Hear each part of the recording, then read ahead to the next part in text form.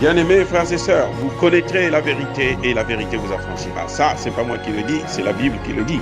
Mais moi, je vous dis bien, vous connaîtrez la vérité historique, notamment celle de vos ancêtres kémites, et vous aurez une vision globale de ce que c'est que la vraie souveraineté politique. J'ajoute, vous reviendrez à la spiritualité africaine ancestrale et vous comprendrez les enjeux de l'indépendance économique.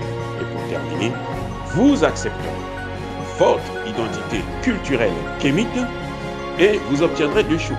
La première, c'est la paix. La seconde, c'est le développement, à une condition. L'unité de toute l'Afrique noire, l'unité de tous les Noirs du monde entier. Otep à tous, bienvenue sur la chaîne des panafricanistes par essence, par conviction et par excellence. Celle des citoyens kémites par nécessité et obligation de combat. Nous sommes une chaîne qui n'est guidée que par nos ancêtres et rien que par les ancêtres qui appartiennent à l'égrégore du monde noir. Par conséquent, nous ne croyons en aucun Dieu venu de l'étranger. Toutefois, cette vidéo n'est aucunement destinée à inciter à la haine ou à la violence, car nous menons un combat qui est d'abord et avant tout spirituel, intellectuel et démocratique. Ensuite, il est politique, géopolitique et géostratégique. Contre l'impérialisme, le colonialisme, le néocolonialisme et l'endocolonat, qui sont tous qualifiés de crimes contre l'humanité. Nous menons ce combat sur la base du principe fondamental que nous avons hérité de nos ancêtres kémites, qui est celui de la Mahat, c'est-à-dire solidarité, vérité et justice. Vous êtes donc en droit de connaître la vérité, et nous avons l'obligation de vous dire la vérité, rien que la vérité, afin que justice soit rendue au continent africain. Et ça, c'est notre modeste contribution dans cette noble lutte en faveur de la souveraineté, la dignité, la solidarité et l'unité africaine. C'est exactement ça que nous appelons le panafricanisme. Bien-aimés frères et sœurs, le pape Benoît XVI, non, c'est pas Benoît XVI, c'est comment? François. Ah, j'oublie même parce que Benoît XVI était plus lucide.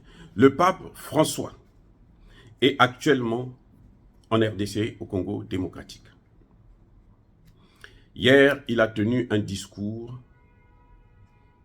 que j'ai trouvé, moi, incendiaire. Un discours où le pape a apparu, a fait comme s'il était hors sujet. C'est un discours dangereux, où il a mis l'huile sur le feu. Le pape est venu finaliser la partition du Congo. Le pape est venu faire accepter les faits que le plus fort a gagné. Il avait déjà dit, que si l'Afrique subit l'impérialisme et le colonialisme, c'est à cause de son manque de courage de prendre des décisions, c'est-à-dire d'affirmer, d'assurer son indépendance, sa souveraineté. Il avait déjà insulté Kabila, plutôt Tshisekedi. Et là, il est venu sur le terrain, il a montré à tous ceux qui étaient là. Et Tshisekedi était le premier à acclamer. Est-ce que c'est par complicité parce que c'est un mondialiste? Ou bien est-ce que c'est par naïveté parce qu'il ne comprend rien du tout? Le pape, selon moi, en tant que docteur en sciences politiques, je dis qu'il est venu mettre l'huile sur le feu. Et son discours est un discours dangereux. Et je comprends pourquoi l'esclavage a été décidé par un pape. Je comprends pourquoi la colonisation avait trois piliers. Les missionnaires, les marchands et les militaires. Eh oui. Quand le pape parle de l'impérialisme politique, économique, mais il oublie l'impérialisme culturel des religions qui nous ont été imposées. Imposées, je dis bien. Pourquoi je dis que le pape a fait un discours incendiaire, un discours de partition, de division, de balkanisation du Congo démocratique? Écoutez et réécoutez le discours. Parce que vous avez peut-être seulement entendu. Écoutez ce discours à fond. Réfléchissez là-dessus. Vous allez constater que le pape n'a jamais prononcé le mot Rwanda. Le pape vous parle de réconciliation, il parle de paix, mais il ne parle pas de l'agression. Quand il parle, il a sorti une fois le mot agressivité, c'est pour dire que les Congolais sont agressifs. Il parle de réconciliation, mais la réconciliation avec qui? La réconciliation avec qui? Avec les Rwandais qui occupent le territoire. Quand il parle de réconciliation, ça veut dire qu'il dit aux Congolais, écoutez, ils ont déjà occupé des territoires, laissez-les occuper les territoires, vous faites la paix. C'est comme ce qui a été écrit dans la Bible. On vous gifle sur la joue gauche, donnez l'autre joue la joue droite. Le pape connaît très bien ce qui se passe au Congo démocratique. Le pape, dans son discours, vous avez l'impression que le pape est en train de parler de guerre civile. C'est une guerre civile qu'il y a au Congo. Ce n'est pas une guerre civile. Les Congolais, dans leur très grande majorité, bien que corrompus, y compris ces hommes politiques corrompus qui acceptent l'argent et puis bon, ils font n'importe quoi, ils laissent faire les choses. Mais dans leur très grande majorité, quand ils se retrouvent, quand ils s'asseyent, ils savent que le Congo est à eux et qu'ils doivent pas le partager avec les Rwandais. Aussi simple, aussi clair. Bien-aimés frères et sœurs, je suis un père de famille, moi. J'ai une femme, j'ai des enfants. Le pape est le père de l'Église catholique. Il a des femmes, il a des enfants, il a des hommes, il a tout qu'il gère. Moi, quand mes enfants se disputent, avant de les mettre ensemble, de les réconcilier, je partage les responsabilités. Je dis, toi tu as fait ceci, c'est pas bon. Toi tu as fait cela, c'est pas bon. Grande sœur ou grand frère, tu as tapé le petit frère. Parce que le petit frère t'a insulté. Il n'a pas le droit de t'insulter, petit. Il n'a pas le droit d'insulter ton grand frère ou ta grande sœur. Grande sœur, pour corriger ton petit frère, tu n'as pas besoin de le taper aussi fort. C'est ton petit frère. Tu partages d'abord les responsabilités et tu les mets ensemble. Le pape a parlé, non, c'est Poutine qui a dit que la force se trouve dans la justice et la vérité. La force d'une nation, la force d'un peuple, la force d'un chef se trouve dans la justice et la vérité. Ça, c'est Poutine qui le dit, ce n'est pas le pape. Et moi, je vous dis qu'il n'y a pas de réconciliation sans le rétablissement de la vérité. Le pape n'est pas venu pour faire la religion, pour prier, non. Il est venu pour faire la politique internationale. La politique internationale, quand il parle de communauté internationale, le pape sait que la communauté internationale, ce n'est pas nous. Nous, on n'était pas là quand on a créé les Nations Unies. Il n'y a aucun pays africain qui était présent lors de la création des Nations Unies. Donc, quand le pape parle de la communauté internationale, il parle des grandes puissances. Et notamment les grandes puissances occidentales.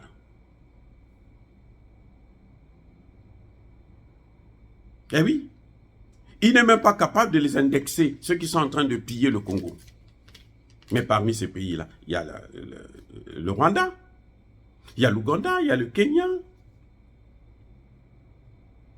De quelle réconciliation parle-t-il? Il ne s'agit pas de guerre civile pour dire que non, vous vous battez entre vous, ce n'est pas normal, il faut vous réconcilier. Le Congo n'a jamais fait partie du Rwanda. Il n'y a aucune portion du Congo qui fait partie du Rwanda, qui est une terre des Rwandais. Les Rwandais sont venus parce que chez eux, il y avait toujours des guerres. Et à l'époque de Mobutu, il a pris beaucoup de Rwandais qui sont devenus Congolais. Mais le mot Tutsi ou tout Rwandais, ça n'existe pas. Si vous connaissez l'histoire du Congo démocratique, vous allez savoir que le Congo démocratique faisait partie du Congo avec K, pas avec C, avec K. Et ce Congo-là, c'était le Congo-Brazzaville, le Congo-Kinshasa et l'Angola. Je vais vous apprendre une chose. La capitale ne se trouvait même pas au Congo-Brazzaville, ni au Congo-Kinshasa. La capitale se trouvait à Mbanza-Congo, c'est-à-dire en Angola. C'est ça le Grand Congo. Quand on parle du Congo, c'est ça le Grand Congo. C'est ces trois pays essentiellement. On parle du bassin du Congo, parce que c'est le bassin du Congo là. Ça s'étend jusqu'à Brazzaville, en Angola. Le fleuve Congo là, c'est pourquoi? Parce que c'était un même pays. Donc lui, quand il vient parler de réconciliation, vous ne pouvez pas parler de réconciliation là où il y a la guerre. Le Congo est attaqué. Non, le Congo est attaqué, monsieur le pape. Il n'est pas en guerre civile, il est attaqué, il est occupé. Ce sont les termes qui devraient sortir, que j'attendais dans son discours. Je l'ai écouté attentivement et je dis, non mais le type là, en fin de compte, c'est un bandit. Il est venu mettre l'huile sur le feu. Si les Rwandais sérieux prennent un tel discours, ils vont dire que non, le pape a dit. Donc maintenant, nous, on a le droit de faire ce que nous voulons. Aussi simple que ça. Moi, à la place de Kagame, je prends ça pour référence. Le pape a oublié que les Nations Unies, leurs Nations Unies, aussi médiocres soient-elles, a reconnu que le Congo est attaqué. Mais elle a refusé de prendre des sanctions. Le Conseil de sécurité, dit de sécurité, mais plutôt le Conseil qu'on appellerait d'insécurité, a refusé de sanctionner le Rwanda. Si le Conseil de sécurité avait sanctionné le Rwanda, cette affaire serait arrêtée depuis très longtemps. Et vous avez un Tshisekedi qui était le premier à acclamer. Il acclame, oh, parce qu'il est complice, parce qu'il est mondialiste. C'est ridicule. J'ai trouvé un pape qui vient nous faire un discours sur la beauté du diamant. Comme s'il était venu là-bas pour prendre sa part de diamant. Oui, bien sûr.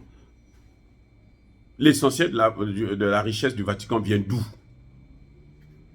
Mais ça vient des pays africains. Je dis bien l'essentiel.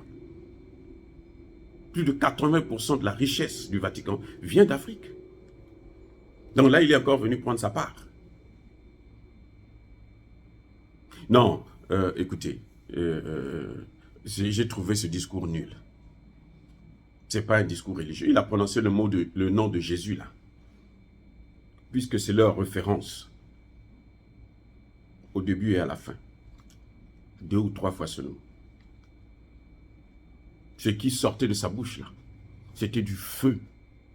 Il était en train de souffler sur le feu. Il s'est moqué des cadavres congolais. Qui viole les filles? Qui viole les filles? Il a parlé du viol. Il a parlé du génocide oublié. Oublié par qui? Et quel est l'auteur du génocide? Le pape vous a dit l'auteur du génocide? Non. Puisqu'il ne prononce pas le mot Rwanda. Il ne prononce pas le mot M23. Il n'y a pas de génocide. Pourquoi parle-t-il de génocide oublié? Lorsqu'il y a un génocide, c'est qu'il y a des coupables et des victimes. Nous connaissons, puisqu'il est au Congo, il parle du Congo. C'est une terre, du génocide oublié. Donc, on sait que les victimes, ce sont des Congolais. Mais les bourreaux sont lesquels? A-t-il cité un seul nom? A-t-il cité le nom d'un pays? Un pays dit civilisé, un pays démocratique, qui vient pour nous apprendre la démocratie. Voilà la démocratie. Hein. Vous qui aimez la démocratie, là, qui soutenez la démocratie. C'est ça la démocratie.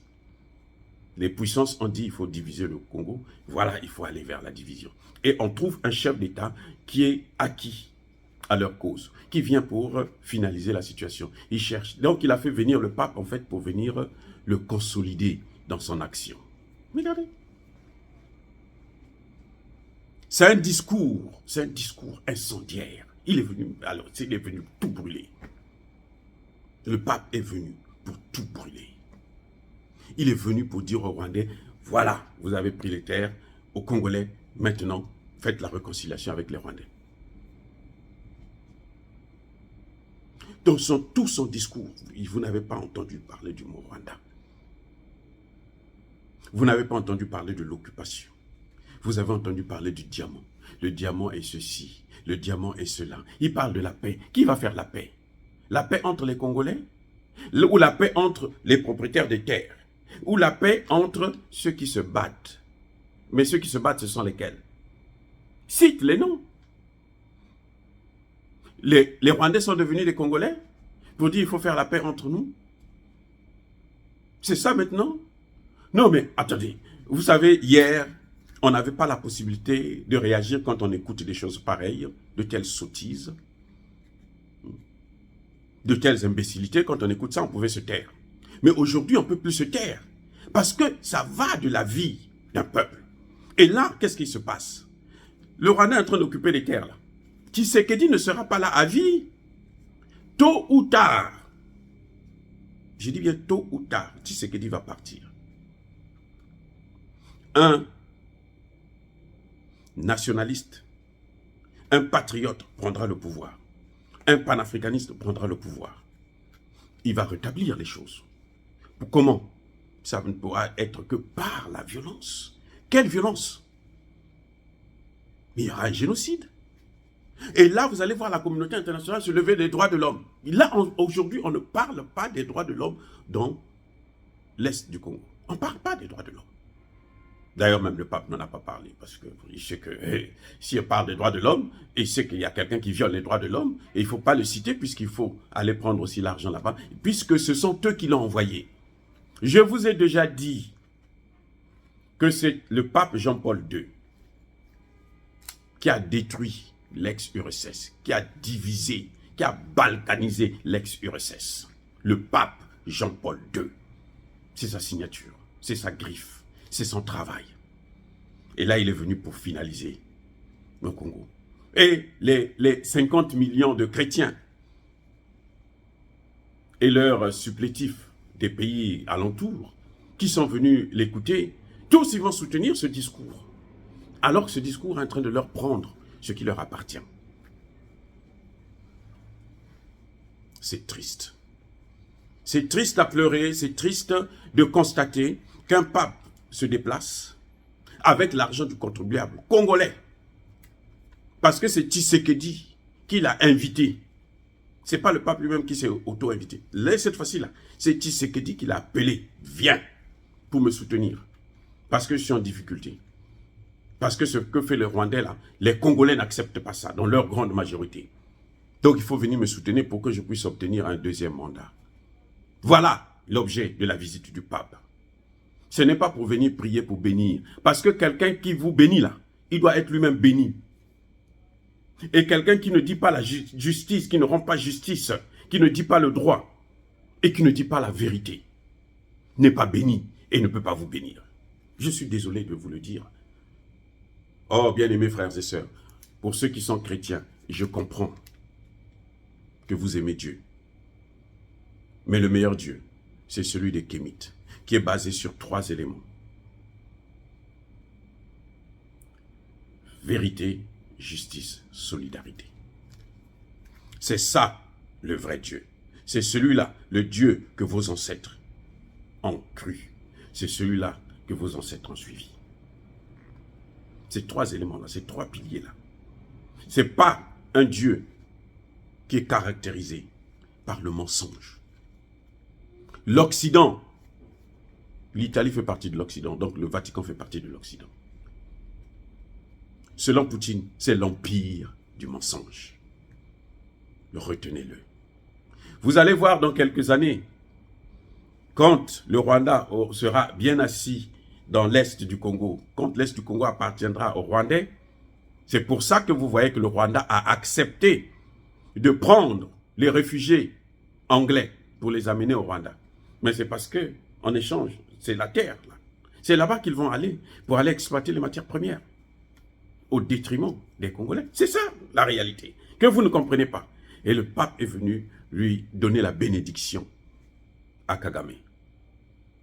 Que nous avions décidé, tu es en train de faire un bon boulot. Eh oui, c'est ça le problème que nous avons. Oh, bien-aimés frères et sœurs, dire cela, c'est inciter à la haine ou à la violence. Non, nous devons rendre justice. Le Congo doit avoir ce qu'il mérite, c'est-à-dire l'intégrité territoriale. Quand le pape parle, le pape a sorti le mot intégrité territoriale. Mais l'intégrité territoriale, c'est quoi? Qui est en train de diviser le Congo? Ce n'est pas les Congolais. Parce que lui parle de... C'est comme si lui disait qu'il y avait la guerre civile. Non, il ne faudrait pas vous séparer. Restez ensemble. Avec les Rwandais, avec les Ougandais, avec les Kenyans. Oh, c'est malheureux que les Congolais, en ce 21e siècle, nous sommes à l'ère du Verseau, que les Congolais continuent à dormir, notamment les autorités, les grandes personnalités, les influenceurs, les artistes congolais continuent à dormir face à des discours aussi ridicules. C'est méchant. Voilà la méchanceté du pape. Elle est dans la soutane. C'est grave. Bien-aimés frères et sœurs, je demande au Dieu de Kémit, et je persiste et je signe, qu'il vous bénisse abondamment. Mais que tous ceux qui déstabilisent, encouragent la déstabilisation, la partition du Congo, le chaos maîtrisé, le pillage des ressources du Congo et d'Afrique, qu'ils soient blancs ou qu'ils soient noirs, ou même qu'ils soient papes, qu'ils soient évêques, qu'ils soient dits hommes de Dieu, nous demandons qu'ils soient maudits, qu'ils soient punis, qu'ils soient foudroyés, qu'ils soient neutralisés par le Dieu de Kémit et par nos ancêtres angélisés. Vive l'Afrique éternelle, vive le Congo indivisible. J'ai dit et j'assume.